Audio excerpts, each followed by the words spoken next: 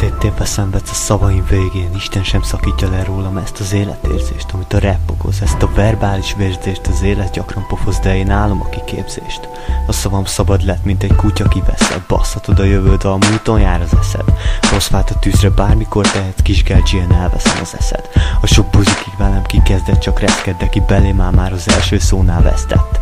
Pattoghatsz nekem, hogy a végem kimarad majd állva, de ha nem bízsz a picsáddal, én faszkog a szádba.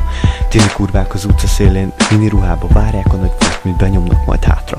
A sok retkes buzi csak ugat a világba, de mikor a ribanc dobja őket, összetörnek, mint a váza. A sok faszopó érzi, mikor gáz van, és ilyetten rohad a szülőszobába. Szaraszító, mikor a kis csaj örül a nagy brének, pedig 12 éves, de már a fasz lett a szájfénye.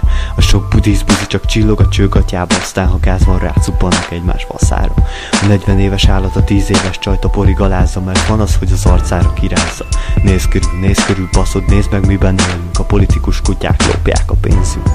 Ha bemorsz egy ribancot, az szopja a véred, nemhogy más. Haha, szart se ad, még ha szépen is kéred, és basszatod a feloldozást.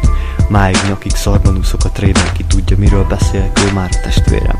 A sok ribanc egymással versenykésbe, hogy melyiknek faszább a Facebookos festménye. Szánalomhegyek, büszke lehetsz magadra, hogy a feleséged vered. Én a helyedben már az elvágtam volna az erem, te szánalmas gyengeret.